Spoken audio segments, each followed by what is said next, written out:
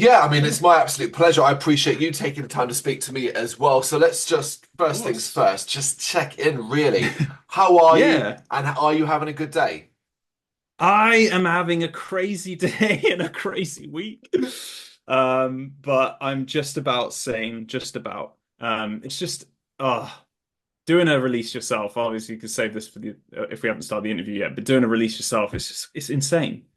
It's just like I'm just yeah, I'm losing my mind. But I'm here and that's the main thing. So we're almost there. I'm just cutting it fine with the release. It's just like it's creeping up on me and I'm not ready and you know. Truth be told, will you ever really be ready? That's the thing. No, There's always going to be never. something you have to do. Yeah, I'll never be ready. I don't think it'll ever pan out the way you want it. Things will always go wrong. Yeah, it's just the way it is, isn't it, really? Yeah, is there Yeah. anything sort of specific that you're focused that's keeping you particularly busy this week, though? It I'll tell you there's two things, social media and video editing. Bane of my life. I love them in small portions, but when it's just 99% of the job, I don't have time for anything. And it's that's like a hot topic right now for me. Big time. Yeah. What Just are you looking? I mean, like to break individually down. Say social media, for yeah. example. Yeah. We both know. I think most people know what the problem there is. There are so many platforms and there's so many different ways you have to approach Oh, this to tell me connect with about an it. audience. Yeah. What's just? Do you have a solution? Do you have a process to kind of make it as easy as possible for yourself? Honestly, no. I'm just get in the trenches, grind it out, constantly video editing, constantly. I've tried, people are telling me to get a video editor, get a designated person to to post on social media. I'm like, with what money? I can't Yeah. afford to hire anyone. So I think musicians these days are just put in this really tough spot where we're just like we have to do just about everything. Like, I mean, like 20 full-time jobs. That might be an exaggeration, but like there's so many facets these days. There's so many. I made a list and it was like 20 jobs long. And in the end, I'm just, you're panting at the end of the day, you're just trying to breathe, the Yeah. amount of things that you've got. But, also I don't want to sound like I'm complaining about that. It's just that it is a topic of discussion, I think, for if you're supporting certainly if you're supporting an independent artist who doesn't have a record label like myself, there's so much that goes into a release. And yeah, I think it's important people know how much goes into it really and just how manic it can be. Yeah. I 100% agree. I think you're right. It can sometimes like veer dangerous to close to complaining, almost sounding like it's complaining, but it's not. It is an No, explanation for it's what not. is some of the more complex aspects of release. This belief, this dream that you could just drop a record Yeah. and do nothing, and everybody could hear it, and it would be as simple as that. Does not Yeah. exist. It requires, as you said, 20. Yes, it's an exaggeration, but it's not that far off Mm. it. That's the thing. Yeah. But I mean, at the same time, like you could half-ass it. Like you could just like flop the record out onto, DistroKid or whatever and let it just go out but if you do that, you are, if you've spent 2 years writing an album or even 3 years, you if there's no build-up, there's no PR, there's nothing, you've got like almost no chance of anyone ever hearing it. So it depends how you want to go with it. Like for me, I've worked really hard on this. I want people to hear it. I want to share this with as many people as possible. It might sound greedy. It's like I need numbers, I need people, but any artist wants to reach out to as many people as possible. I want to Course. touch as many people as possible with my music. That's kind of it. It used to be enough to just be me in my bedroom, and if I liked the song, I could sleep happy. But now I'm like, I really do get a rush, not just from, I'm not talking about likes and comments and clicks and subscribers. I'm talking about like people who really connect, like, and Yeah. really appreciate the music I'm making. That makes it all worth something to me and to them, hopefully too. Yeah. Well, we are a God, little I'm over a week. sweating. God, I'm sweating. Tin Man. Sorry, go ahead. This is right. We are, of course, at this point in time of recording, we are a little over a week away from the release of your new Yeah. record, Exilium, out October 11th. So, your head. Now, we've obviously talked about the build and how busy you are, but your head, where are you at right now with it in regards to? Are you quite anxious now just to kind of see it out in the world and get and have people listening to it and get their feedback? Yeah, I am. I am. I'm so excited. Like I'm really nervous about what I still haven't done. Like for example, we're like a week out of the release and the vinyls, I think getting vinyl printed anywhere in the world is like a massive. I don't know if you know what happened with Opeth, but I know Opeth was supposed to release their new album on the same day, the 11th Yeah, of October, and that got postponed. I don't know if it's to do with the vinyl shortage or what's going on with that, but for me, it took 4 months to get the vinyls delivered. I got them today. So I've had to explain to everyone, like, if you've ordered vinyl from me, I'm so sorry. Obviously I've only just got them. They're going out the door as soon as I can get them. I've been signing them furiously, which is probably why I'm sweating profusely because I'm signing and numbering everything that goes out because I've got that. That's one thing that's great about doing it yourself is you get to give that extra little special touch. But yeah, like I'm nervous in that regard. As for the music, I could not be more excited for people to yeah, finally hear because when you work on something for like 3 years like this, you it's all in your head. It's like it is really just in my head until that moment and it's out and you're like, people now that's not really mine. I hand that over to people yeah. and it kind of belongs to to everyone, and that's such a special thing. One of my Yeah. favorite analogies for a record release is it's a child. Basically, child's off to Yeah. college. You literally can do nothing but watch them walk away and hope that they do okay and are on 2 feet. That's it. That is it. Like you've done all the work and then you've just got to Yeah, kind of let go and watch them, right? Yeah. yeah, and hope it Yeah. goes okay. Exactly. It is mad. Yeah. And Has I guess the it's the same. sorry, go on. There you go. I was gonna say it's kind of the same maybe for like a movie star, like working on a movie for 2 or 3 years and then only they know, right, what happened in the movie. They have to keep everything a secret, and then when it finally comes out, it's a big celebration. And it feels like that, but like on a maybe on like a I don't know if it's fair to say on a more spiritual level because it's music from an independent artist who's not going to win an Oscar for it, but necessarily. But like there's something so almost spiritual about finally getting your little like releasing your baby to the world in a weird way. Mm. Yeah, yeah, Yeah, about the vinyl thing. I mean, I don't think mm, it's any secret that for the last couple of years, really, since obviously the height of yeah. COVID, it's been a pretty much nightmare.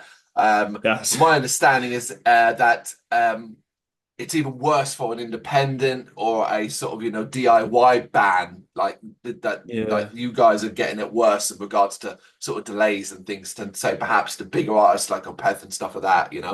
Yeah, maybe. I mean, I don't know too much about Same. how other artists are coping, but probably the record labels are uh, with a bit more clout are managing to get ahead of the queue. That would be my idea.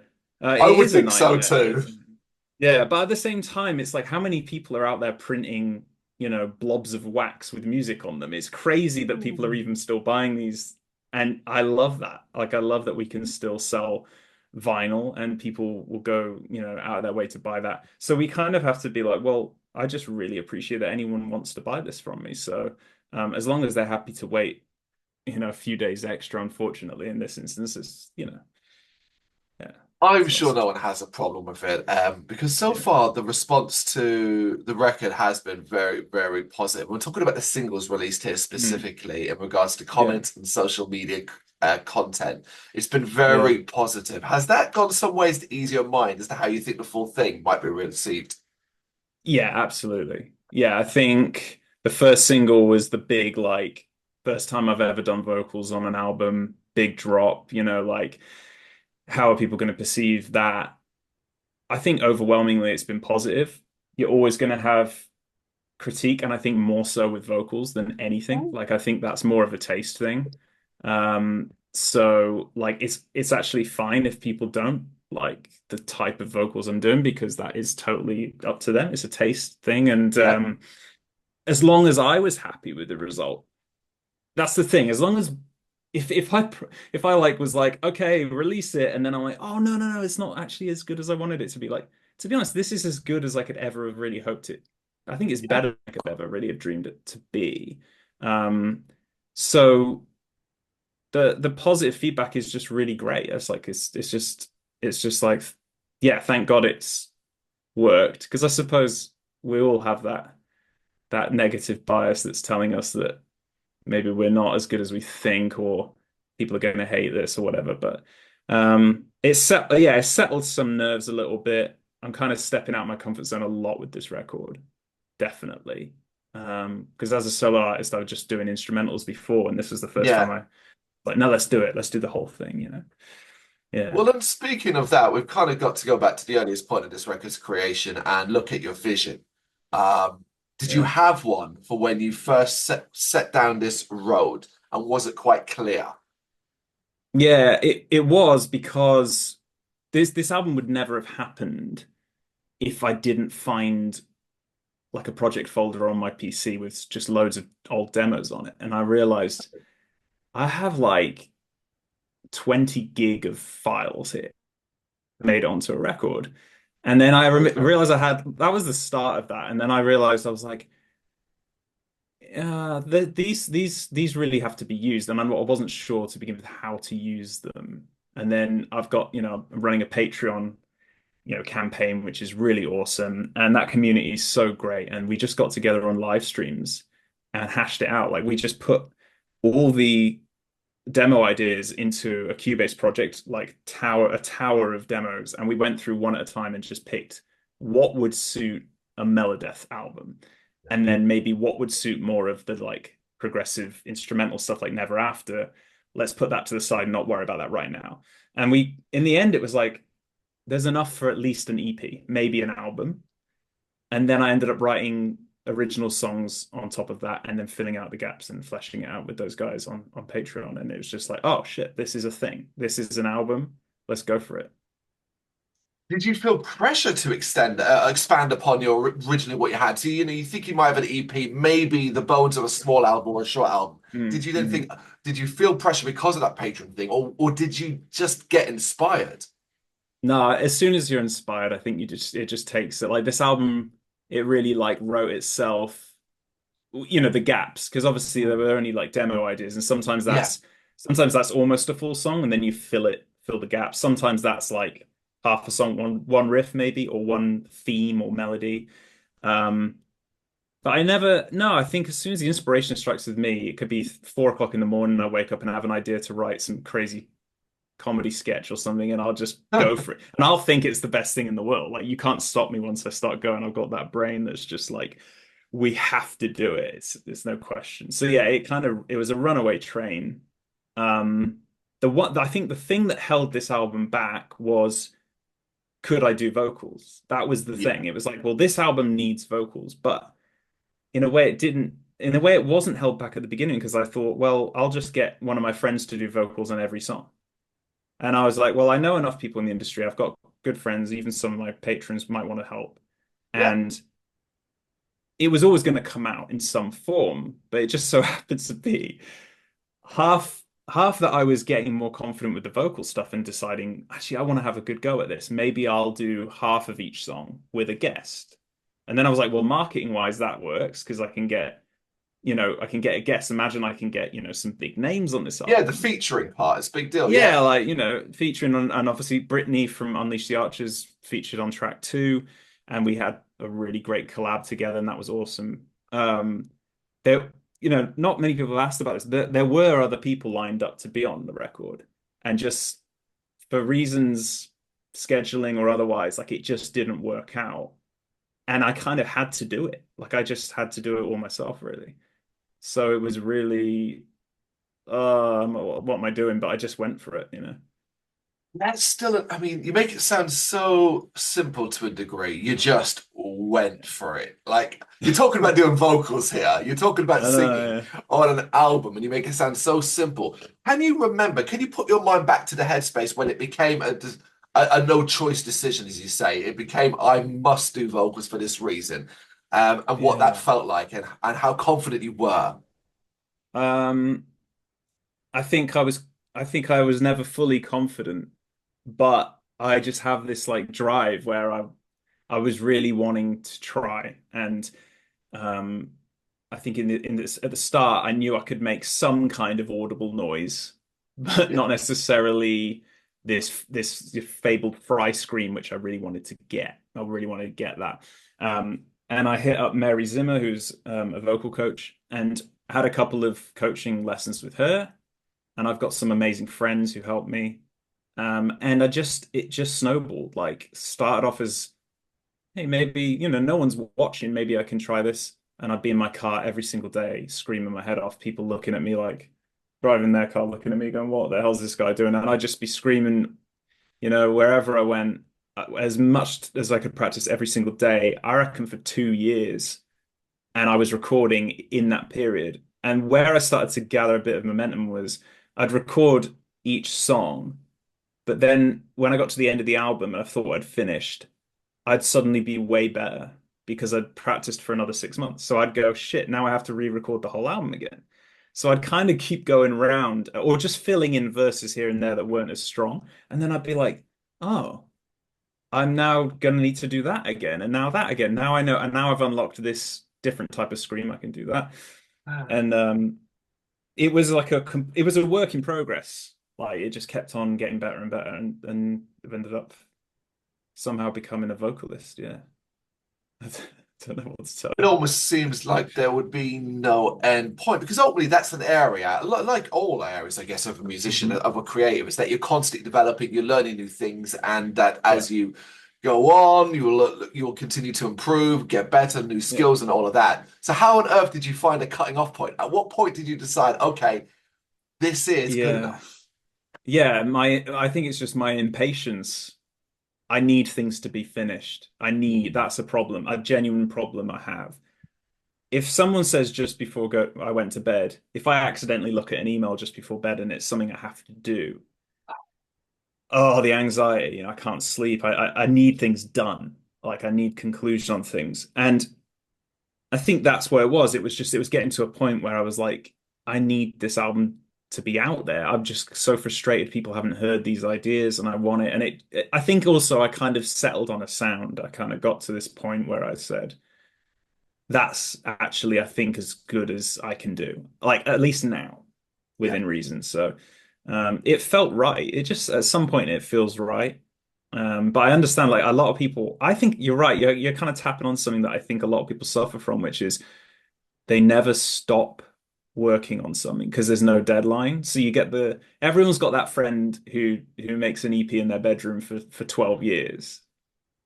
So, yeah, or maybe Yari. You could like, argue Yari from Witness, and like someone working constantly on something, and it's like you got to know when it's done. Like you got to know at least, otherwise that's never coming out. I've got a friend who's been saying they're making an album for like 12 years, and I'm like, just release something, Ooh. like just do something. But it was time. It was time for me to get it out there.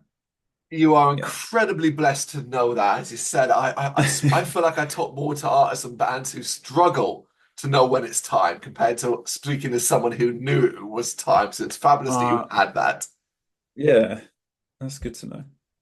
What about the vision for the concept? How simply did Mhm. that come together? Yeah, I don't know. I always write with the concept in mind. At least my solo stuff is I've always got an idea of a story, and I think that really helps me write music. I've got to have a purpose with everything I do. Like I need the music to actually mean, music doesn't have to have a narrative, but when it does, it feels like it's got so much more to it. And I feel like I'm a storyteller with music anyway. Hmm. So it was really helpful for me, and I think I just I don't know. I'm not sure I'll ever write music without a concept ever again. Albums. I feel like it just goes hand in hand. And this one was, I don't know, it had that vibe, that medieval kind of thrashy vibe, and I could definitely imagine a night. And all that visual stuff really helps writing the music. So it came about quite easily. And then you kind of just draw some, you know, inspiration from what's going on in your life at the time and the struggles and things like that. And yeah, it all happened quite naturally, I would say. Well, that's always good to know. What feelings would you like, or do you hope, are evoked from listeners via the storytelling aspect of the record? What feelings do I hope come across to people, or that they feel? Yeah, sorry. Yeah, So feelings. What feelings they get from the storytelling aspect of the right, record? yeah. Well, I guess there's some themes of the main themes of the album. I feel like I started off believing it was vengeance and it was Mm. about revenge and anger and sorrow, and it went through all these things, and it follows the characters' feelings and what they're going through. But in the end, I realized that the it sounds really soppy and stuff, but it does feel like the album was actually about rebirth and about a new chance, a new life, and perseverance, overcoming massive obstacles, going through something traumatic and coming out the other side, basically. And I think there was a moment where I was done with the album. I thought, that's it, I'm done. This is it. This is perfect. And I wanted to end on a really sour note. I wanted the last song to be a dirge. I wanted it to be like a mic drop, and people were just bawling their eyes out, crying and sad, and walking out of the cinema thinking, I'm never going to get over this for a week. That was like the worst feel bad ending ever. And then I realized, and that was going to be track 7, which is the title track, Exilium, which is a bit of a heavy hit. And then I was like, but actually, no, I don't want that to be my story here. I want people to feel uplifted at the end of this album. I want them to feel like there was a conclusion, and the characters gone through something, come out the other end, and gone had some kind of feeling of hope for the future. That's what I wanted to Mm. put across. Yeah. So then we ended I say we, I mean it's obviously just me, but putting the last song as Acceptance instead, which was going to be the first track. And then I thought, well, let's end it with that track, that hopeful track instead. Yeah. Are you still satisfied you made the right choice there? I am. I am. It just feels better. It feels more positive. Yeah. Yeah, I think both can work depending upon the piece of art, depending what it is, be it a movie, a song, an album, stuff like that. Whether you're going for a big uplifting finale, or as you say, a downbeat, depressing, and you're going to have to Yeah. sit with this for a week. It all depends. Yeah. But obviously, without knowing what it would have been like to experience it your original way, it's impossible to compare here. I know it is impossible to compare. You got to make that decision, haven't you? But I Yeah. kind of wish I could have had it the other way. But then again, at the same time, I'm never going to experience it the way someone like I think Peter Jackson once said about directing Lord of the Rings. He wishes he could have been brainwashed and believe he'd never seen any of it and then watch it in its entirety. Having never made every single little decision along the way. Like I Yeah. wish, how great would that be to be able to watch it with full, you know, unbiased opinion of what you've made. And or maybe it would be awful because I'd hate it. Maybe I'd be like, who's this guy who thinks he can scream? He sounds like shit. Maybe. It's just not to your taste. Yeah, it's not. Yeah, he's good, but it's not to my taste. Yeah, exactly. Yeah, Of course, as we know, of course, you've got the music and stuff like that, but alongside that comes the visuals as well. The video for Prophecy is a great little taster, for example, that kind of delves into the concept and stuff like that. It is awesome. Great location. Great outfit as well that you're rocking in that. It looked like a lot of fun, but yeah, was it? Because I know these things can actually be incredibly stressful and hard work. yeah. Look, it was stressful, but we had a location that was perfect. I'm living in Melbourne in Australia right now, and there's very, very little architecture of there's no castles out here in Australia, obviously, Yeah. because everything's new because, the good old English didn't invade until, only a couple of hundred years ago, or whatever. So we have no options out here in Australia. And then this place just existed where it was like, oh, this kind of looks medieval. We could work with this. And, it cost a fair bit of money. And then we only had like, I think it was 7 or 8 hours to get everything filmed, which might sound like a lot, but for a full music video, that's nothing. So I was like having to shout at the director, who's my good friend Mickey. I was like, we do not have time for this like extra shot. We got to move to the next location. We've got to do this. Come on, come on, come on, come on. We had a violin player come along, and she Yeah. was unbelievably professional. Thank God she knew her shit. She was amazing, and it was just incredible. We had such a good time, and it was a good time looking back. But I know in the moment I was pouring with sweat under the armor, and it was heavy and my back was killing me. But you gotta just suffer for your harmony at the end of the day. Yeah. But when you see the kind of end result, it makes it all worth it, right? Yeah, it does. It was. I think it came out better than I could have imagined. Mickey's such an amazing um director. He's so talented. It's unbelievable. Yeah. I, I know they're completely different things, like shooting a music video like this and doing things, say, like your studio diaries and things like that. And they're obviously Mm. very different things. But which one do you have a preference what you like to do? Do you like a more simplified kind of guerrilla style, just filming what is around you, or do you like that whole professional editing, take your time Mm. style? I think it's kind of either really. I love a polished product, but obviously it costs money. It costs, having to hire someone to help and everything. So if I can just grab a GoPro or something and film while I'm on tour, or film my Patreon vlogs or whatever, just like on my phone, I'll just be out for a walk and I'll see something and I'll start filming that. That kind of, I think, is how I work best. But you can't really shoot a music video like that. Like, No. well, I mean, I I mean, you guess can. some black metal bands would go out in the forest and just shoot a video, but um, yeah, it's kind of like you got to do a bit of both, haven't you, these days? And you got to let people in on your actual life. Everyone wants to see.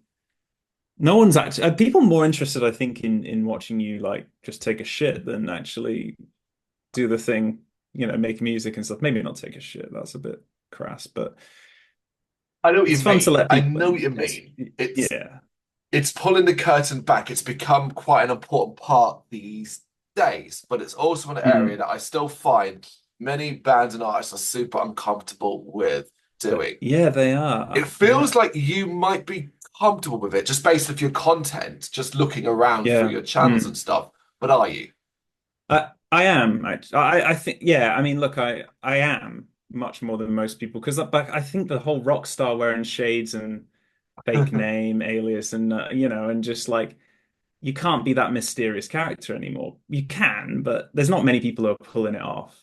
And there's so many bands out there who are really big, and they've got almost no social media presence, Yeah. and they've got basically no behind the scenes stuff. And I'm like, when I was a kid, I loved that's what I loved. I want to know the band, I want to know the artist. And I think especially with AI coming out and doing all the the work for everyone, it's even more important now that artists have a connection with the fan base, for like they need to know that there's a real human making the Yeah. music, right? Because Mm. that's my music is like my story. It's a piece of me. And if I don't exist and I'm just a name, anyone could have written that. But I think people will are willing to invest not just money but time. I mean, time and passion into my music because they're like, oh yeah, Andy he seems like a cool dude. He wrote that song, and he's told me why. He's told me what he was feeling at even the note choices and what they meant. If I really go into it on a YouTube video or something, that I feel like you're giving so much more than people who are just like, no, I don't do social media and stuff. I don't. Yeah, let's just be cool and yeah, mysterious. It's like, yeah, maybe in the 90s, but not now. So I've got no problem letting people in, really. Do you understand why people are struggling? Maybe more now as well than ever before, because I'm gonna put this bluntly. It is a bin fire on social media these days. Yep, it is. So are you saying is the question why Can are you the understand? artists Yeah, not can you wanting understand to? Yeah, why they might I want to can. avoid doing that? I can because I feel it myself. And in fact, I'll say that social media is one of the banes of my life. I mean, I don't struggle. with scrolling. I don't have time to do that. But just sitting there, people see a video come up from me and they're like, "Oh yeah, he's putting out a lot of content. This guy's." People say to me actually, like, "Hey, pretty good at, you're always posting. You're really like on Yeah, it and stuff." And I'm like, "Yeah, but I'm out of breath and I'm tired and I'm video editing and posting on social media, and I'll spend half an hour sitting there trying to find the right frame to be a thumbnail in the reel that you're going to watch." And I'm like, there's no entourage helping me do this, right? I'm doing it constantly. I'm constantly, and man, you can see like I am burning out. yeah, And unfortunately, that isn't necessarily what the fans would want their musician to have to do, if you know what I mean. Now, yeah. like, I'm not a massive artist, I'm not particularly famous or well known or anything, and I'm not going to ever pretend to be. And I don't want there to be this, I don't want to elevate myself over anyone else, frankly. I'm just someone, just like anyone else who makes music. I'm just very lucky that a few people really enjoy the music I make, which is fantastic. But I think you've got to have a certain personality to do the vlogging and the things I do. But even I struggle with it sometimes. But it's just the time that's taken away and the energy that's taken away from just composing music. Composing music is what I enjoy the most. Yeah. But to be a modern musician in 2024, you're gonna need to spend like 5 hours a day video editing and social mediaing. I don't know how you can avoid that. And it Don't think sucks. you, yeah, I don't think you can. And as you say, it's unfortunate it takes away from the more fun aspect. So let's bring this back around to something that surely must have been fun for you. We are talking about collaborations. Obviously, Yeah. Dave Haley on Psycroptic on Mm. drums, but and you mentioned already Brittney Slays from Unleash the Archers as a guest vocalist. How did these collabs come together? Well, Dave Haley, unbelievable drummer. He lives in Melbourne, where I live now. I moved from England to Melbourne about 7 years ago. And Chris Thamelko, who helped produce the drums and just a really good mate, he hooked me up with Dave and just said, he's worked with Dave a few times at Anubis Studios out here. And so it was kind of originally it was going to be Samus, 66 Samus, who drummed on Never After and Arcade Yeah, Metal. Scheduling, it was just not going to happen. It was a nightmare. We tried to make it happen, it didn't, and that's fine. There's absolutely no animosity between us over that. We're yeah, good it's gonna friends. happen. Yeah, and it was just like, well, who else is there? Okay, well, Dave Haley, obviously thorough professional. Can't wait to work with him. So we got in the studio, and that was a real privilege to work with another human in terms of performing on an album, which is like, as a solo artist, it's kind of sad that I can't get into a room and write and perform with people again. So this was like go into the studio in person, which is even something I didn't get to do with Samus. It was like I got to go and be there and produce it in person for 3 or 4 days and um, have that camaraderie and stuff. That's really important to me. And it was so much fun. And then obviously Brittney I met on 70,000 Tons of Metal, Oh, the cool. cruise. Yeah, I Yeah. think I watched Unleash the Archers, and then I think I was at the casino, as you probably end up at some point in the night. And she came walking out, and I introduced myself, and she I think she knew of the band Moore's Principium Oh, Est I was in at cool. the time, and yeah, and then we had a good chat, and that was that. And then I think several months later, I released Never After, my first solo album, and she messaged me and was like, "Dude, your solo album's amazing." And I was like, "Wow, that's massive praise from you." And then it was a no-brainer. I really wanted a female vocalist on that track, particularly. It was written, honestly, it was written for her. I wrote Yeah. that with her in mind. If she had said no, I don't know what I would have done because it was Oh. like it just had to be Brittney. Yeah. It was amazing working with Brittney. Yeah, absolutely I amazing. I mean, I think we're both in agreement here. She is Yeah, simply one of the most incredible vocalists in the entire world. I agree. Yeah, absolutely. Yeah. Put me to shame.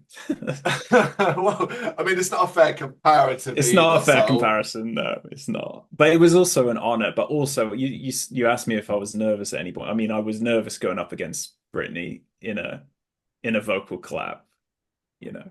that was nerve-wracking. But I think it brought the best out of me as well. So that's good. Yeah, you felt like you had to kind of match the quality, the level, that kind of thing. Yeah.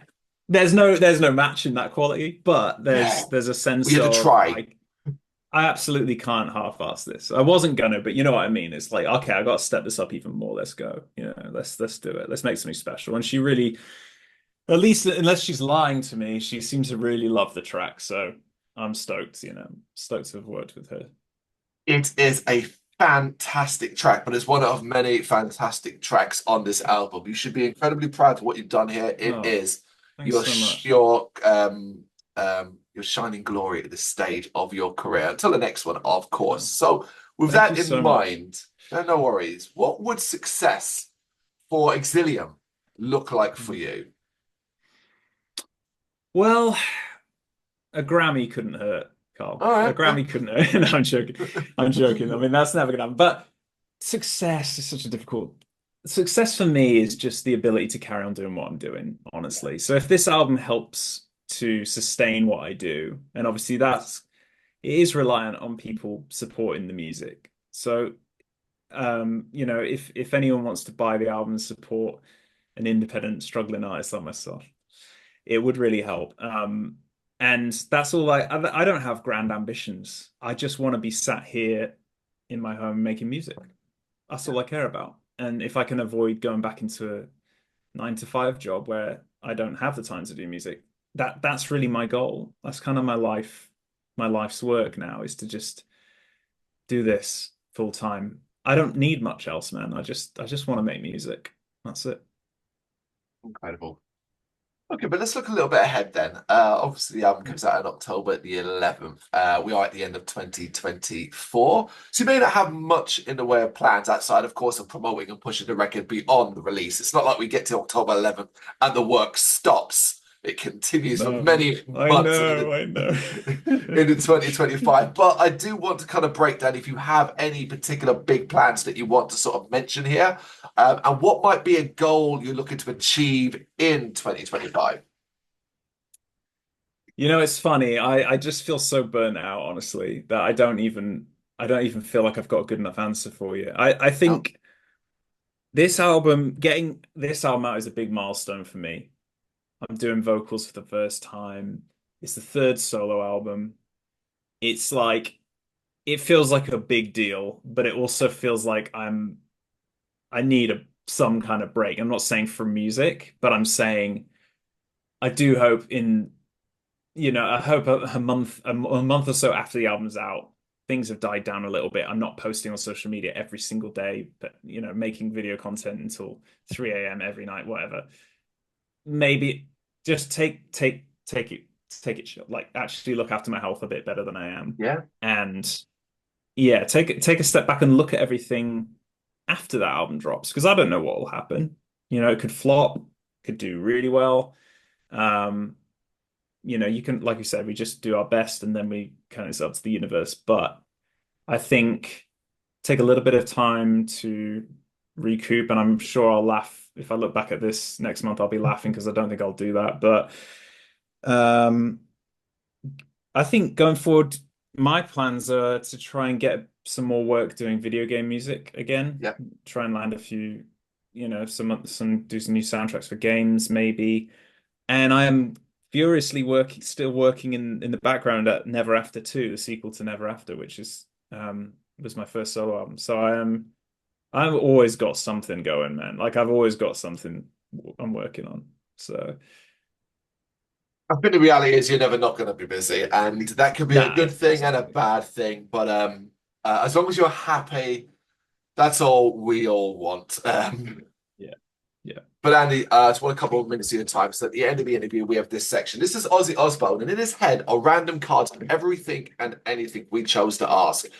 No subject was off the cards, all in the name of fun. But it also includes many submissions from bands and artists that we've spoken to over the years. What I do now is basically just pull some out at random. Hmm. Okay, Let's do it. right. Right, let's do it then. Right, number Terrifying. 39. Do you think you could survive a zombie apocalypse? Absolutely not. No? Just straight But out gone. I mean, I do. I think I would try my best, and I'll say my girl. I think my girlfriend would do better. I think she's already actually planning this. I see. One of the cupboards in the kitchen seems to be designated for stocking like Prepping. supplies, and I asked why one day, and I got this answer that was like, I don't really want to explain this to you, but I'm planning for a zombie apocalypse. And I was like, I'll leave it to you. So I don't know. Yeah, I don't know. I'd give it a red hot crack, as they say here in Australia. I would give it a good go. But I can't tell you that I'd be more adept than anyone else at taking on a zombie apocalypse. I'm not, I think I'd go mad without the comforts, the comforts of a nice cup of tea, you know, assuming the Well, zombies would go for that first. yes, naturally. But I mean, you're in Australia, so if there's going to be apocalypse, it's not a bad country for it. It'll just go on Mad Max over there, I imagine. Yeah, probably would actually, yeah. Okay, Yeah. next one. The best Disney film song. There's What more is than one. I it? thought there was just one. I thought there was just one. Oh no, we pulled several Okay. out. Several. Let's do it. Okay, so the best Disney song. Oh my God. I can Mm, tell you first, the best as a kid, everyone was talking about the Disney songs, right? But I was into like the Hans Zimmer scores and shit like that. So yeah, when people talked about the Lion King, the absolute best piece of music, there's two: the Stampede in the Lion King, the actual score, yeah. unbelievable, and the Elephant Graveyard, unbelievable. However, we're going to talk about the songs because I don't think that's what the question was, right? The songs, best songs. Oh, Prince Ali is pretty good. Mhm. Aladdin. Yeah. That's a banger. That's a banger. Yeah. Akuna Matata is always good as well. But I think Prince Ali's got this. Oh no, can I change it? It's it's Beauty and the Beast.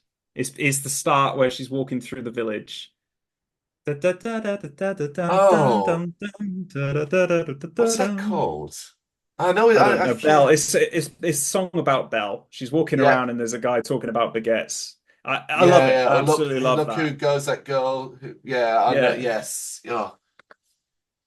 Oh, I but mean, then the Gaston song. But there's too many. There's too many, man. Too many. that's the One thing. sec. There are so many incredible Yeah. songs there. I'm glad you had some anyway. All right, what country or culture has the best food, in your opinion?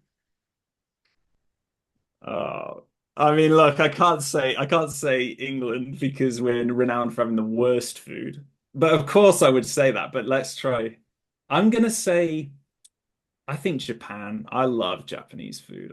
I love Japan. I love Japan. Oh, sushi, that kind of thing. Yeah, Well, yeah, sushi, yaki udon, yeah, you've got like katsu curry. There's so many great dishes. yeah. Can't go wrong with Japan, can you? Can't go wrong. Yeah, it's actually mine as well. And I was Yeah. making a face because the idea of the English cuisine being in anywhere in this conversation is a joke to me. It's rude as Oh hell, but we dear. all know it's true. Come on. Yeah, look.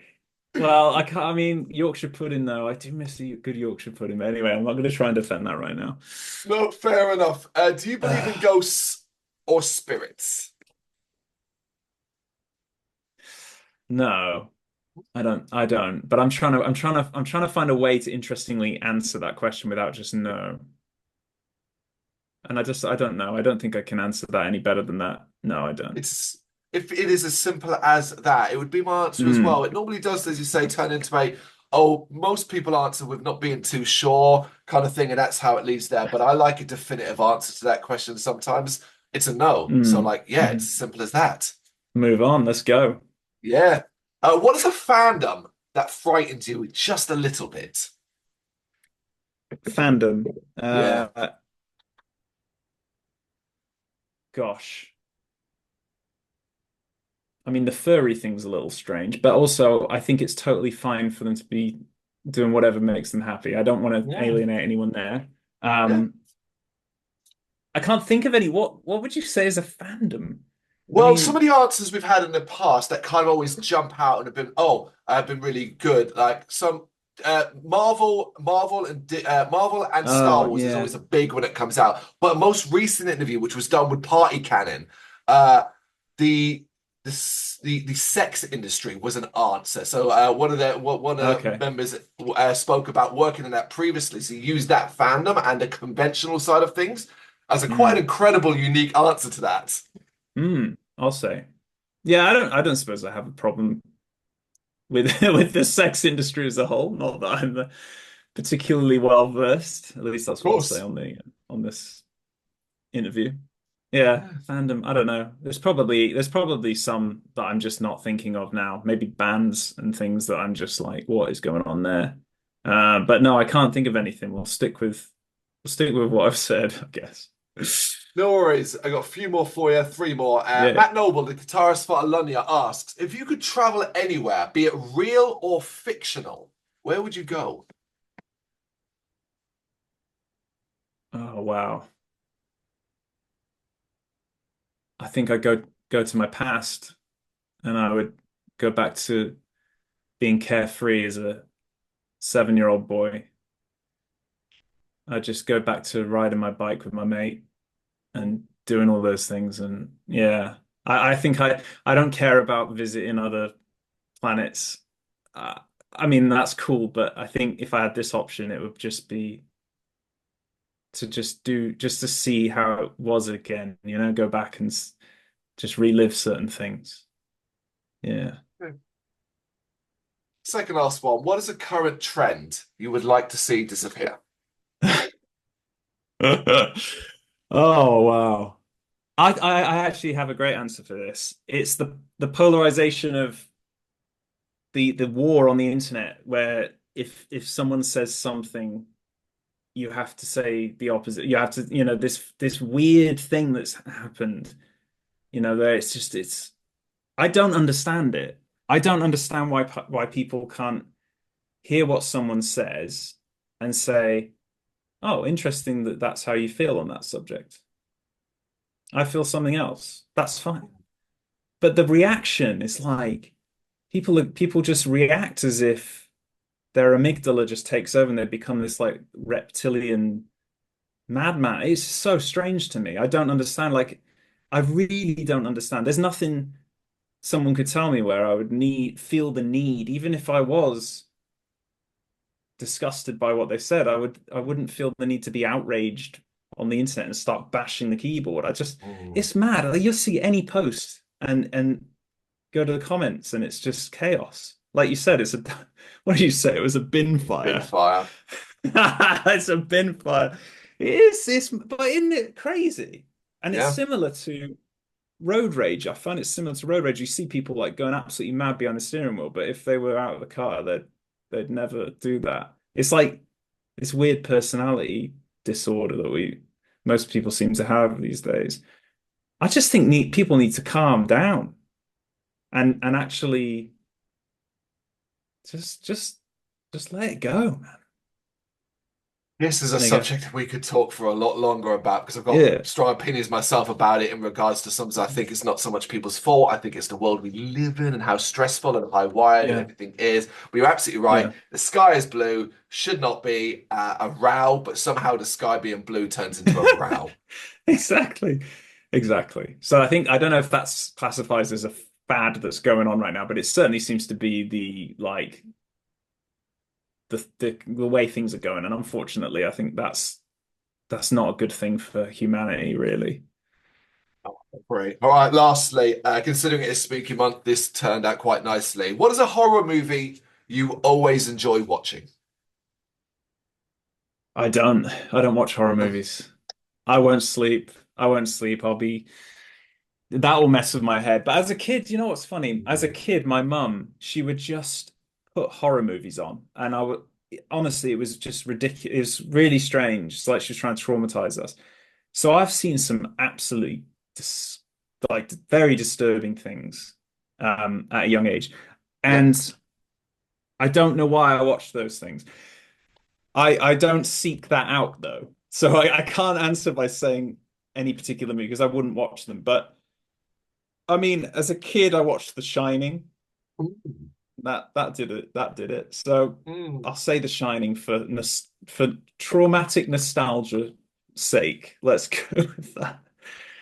that's a traumatic one for a youngster to watch. I mean, I can relate because I watched a lot of horror myself when I was younger and stuff I should not have watched. But Yeah, certainly The Shining, yes, it's quite traumatic.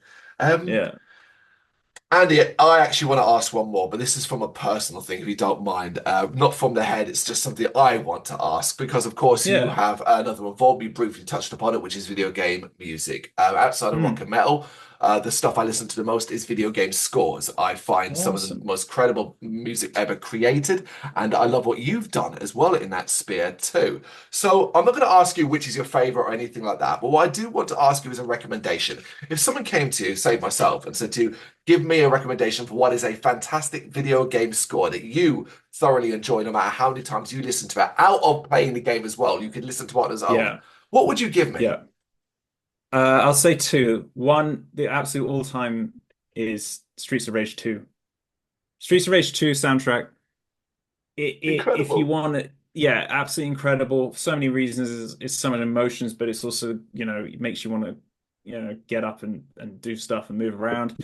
But if you're in a more chill, you want a chill vibe, because I'll go for the ones that are really calm, and I can reply to emails with this calm music going on in the background.